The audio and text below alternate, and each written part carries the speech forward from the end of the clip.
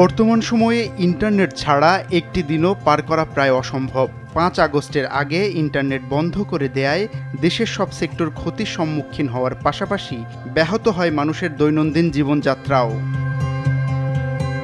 দেশের প্রতিটি নাগরিকের জন্য নিরাপদ, সুলভ ও স্বাধীন ইন্টারনেট নিশ্চিত করতে দেশব্যাপী free public wifi zone project চালু করতে যাচ্ছে বিএনপির তথ্য ও প্রযুক্তি অফিস। কিউআর কোড স্ক্যান করে পরবর্তী ১ ঘন্টার জন্য সেবাটি গ্রহণ করা যাবে। এই প্রক্রিয়ায় একজন যতবার চাইবেন ব্যবহার করতে পারবেন বিনামূল্যে ইন্টারনেট। প্রতিটি নির্বাচনী আসনে অন্তত ২০টি এলাকায় এ সুবিধা পৌঁছানো সহজ হবে বলে মনে করছে বিএনপির তথ্য প্রযুক্তি অফিস। তাদের এমন উদ্যোগকে সাধুবাদ জানিয়েছেন অনেকে।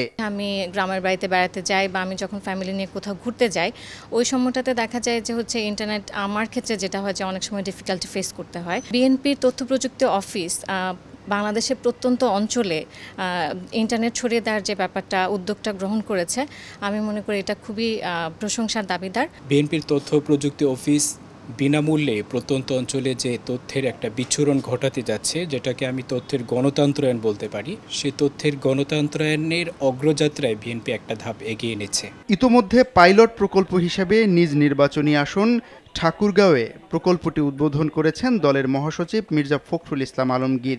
উদ্বোধনের পরই মানুষের মাঝে ব্যাপক সাড়া ফেলেছে প্রকল্পটি। অনেক মানুষ আছে যারা সবাই ওয়াইফাই ফ্রি চালাতে পারে, এতে অনেক টাকা সাশ্রয়ী হয়েছি। আমরা বিভিন্ন শিক্ষণীয় বিষয় আমরা শেখার চেষ্টা করছি ফ্রি ওয়াইফাই কাজে লাগিয়ে, এবং যাতে কেউ খারাপ ব্যবহার করতে না পারে সেদিকে আমরা মাঠে লক্ষ্য রাখি। মাত্র ৩০ দিনে ৫টি লোকেশনে ১৯,০০০ বার ফ্রি ইন্টারনেট সেবা ব্যবহার করেছে মানুষ, যা প্রায় ১৪,০০০ ঘন্টারও বেশি। ইন্টারনেট এখন শুধু যোগাযোগের মাধ্যম নয়, বরং এটি মানুষের অধিকার। তথ্যভিত্তিক, প্রযুক্তি নির্ভর আগামীর বাংলাদেশ গড়তে বিএনপির free public wifi zone project সময়োপযোগী, শক্তিশালী এবং বাস্তবমুখী উদ্যোগ হয়ে উঠবে বলে মনে করছেন বিশেষজ্ঞরা, যা উপকারে আসবে কোটি মানুষের। শামীম চৌধুরী, RTV, ঢাকা।